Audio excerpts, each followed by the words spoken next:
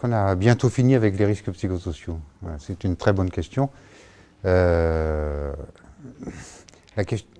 réponse que je ferai d'abord, c'est pour répondre à cette question, il faudrait savoir déjà ce que sont les risques psychosociaux. Il faudrait d'abord savoir ce que sont les risques psychosociaux, et je continue d'interroger cette manière de désigner un problème, qui est le problème de santé au travail, et même plus particulièrement de santé mentale ou psychique au travail, quoi. Alors, si on reformule le problème comme ça, la réponse est clairement non. Je crois qu'on n'en a pas fini avec les risques psychosociaux. Si les risques psychosociaux désignent cette question-là, santé mentale au travail, santé psychique au travail. Je dirais même que, sans doute, cette appellation, cette catégorie, risques psychosociaux, désigne un chantier qui est à peine ouvert. Voilà. Et j'espère que cet après-midi, on aura l'occasion au moins de délimiter les frontières du chantier.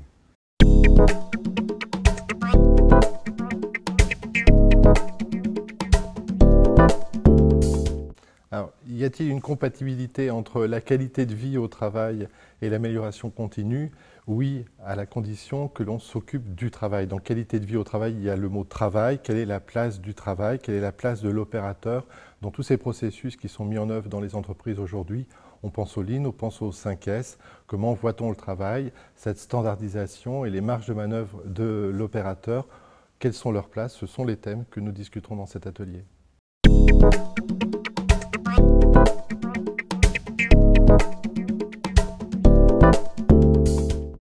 Alors en matière de prévention des risques psychosociaux, le management est en première ligne. La prévention des risques psychosociaux ne se sous-traite pas, c'est véritablement les managers à l'intérieur des entreprises qui ont un rôle à jouer en la matière. On les attend très fortement d'ailleurs sur ce terrain-là. Ceci étant dit, si on veut aujourd'hui qu'ils contribuent à la prévention des risques psychosociaux, ce n'est pas simplement une attention sur comment mieux gérer, c'est aussi une attention sur quelle est la nature de leur travail, comment on peut faire en sorte qu'ils soient au plus près de l'activité du travail, en soutien à l'activité de leurs collaborateurs et véritablement engager ce qu'on appelle dans notre jargon une démarche de prévention primaire, c'est-à-dire travailler sur les systèmes, les pratiques de management qui favorisent et qui permettent un soutien à la réalisation de l'activité de leurs collaborateurs.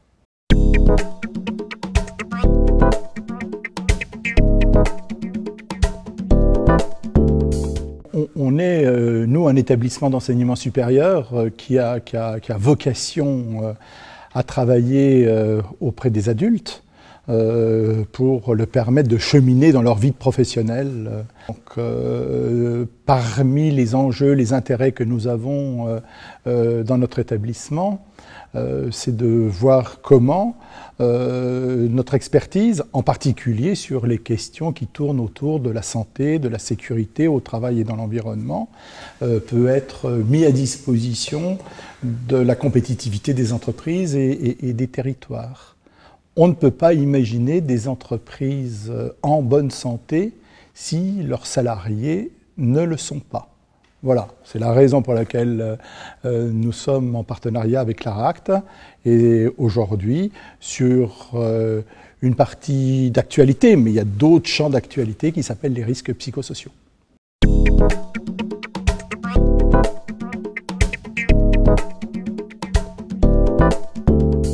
Les nouvelles technologies vont pouvoir générer des risques psychosociaux dans les cas où on est dans une organisation qui va intensifier le travail, faire perdre de l'autonomie aux salariés ou encore vont enlever du sens à leur travail. Dans ce cas-là, on a quasiment l'ensemble des facteurs qui va permettre de générer à quasi coup sûr des risques psychosociaux. Maintenant, si les nouvelles technologies sont utilisées pour permettre de la communication, laisse du temps pour le faire, permettre de la créativité, permettre un certain nombre de régulations en parallèle, vous avez plutôt un certain nombre de facteurs qui vont permettre de lutter contre ces risques psychosociaux.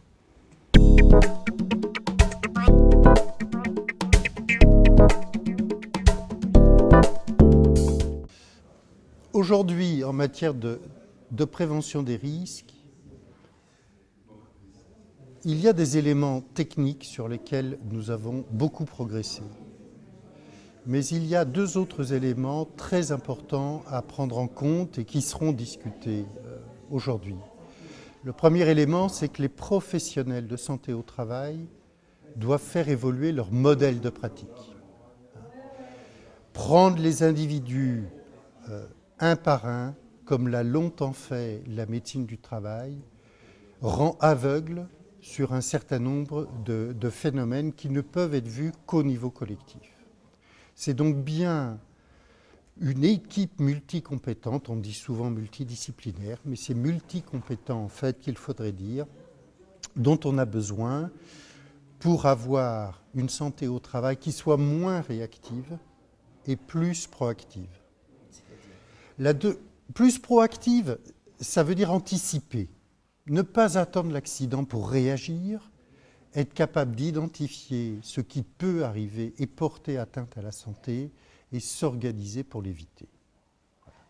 La deuxième chose qui est très importante dans ce processus, parce que la prévention c'est un processus socio-technique, ce n'est pas juste un processus technique, c'est de réaliser qu'il y a une condition de l'efficacité de la prévention qui est la confiance dans l'entreprise. Et cette confiance ne peut être créée que par un dialogue loyal à l'intérieur de l'entreprise. Donc la feuille de route est assez claire, c'est d'une part pouvoir offrir aux entreprises des services de santé au travail multicompétents et capables d'aider les entreprises à poser correctement leurs problèmes de santé au travail. Deuxièmement, d'avoir des procédures de dialogue interne permettant de créer la confiance, permettant de faire face aux situations à risque.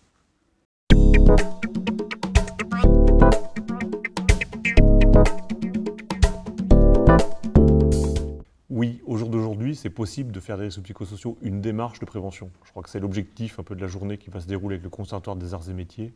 Et on va réussir, je le pense, à démontrer avec les entreprises qui vont témoigner que finalement on peut intégrer la prévention des risques psychosociaux dans le concret des entreprises et dans leur organisation.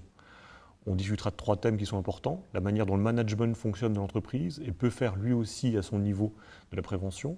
La manière dont les nouvelles technologies changent les questions du travail. On discutera de la manière dont elles doivent changer les conditions de travail de manière responsable. Et enfin, 3e atelier qui sera important pour nous, c'est la manière dont l'amélioration continue fonctionne dans les entreprises et peut faire soit des difficultés ou au contraire pour les salariés, des possibilités finalement de prévention intéressantes.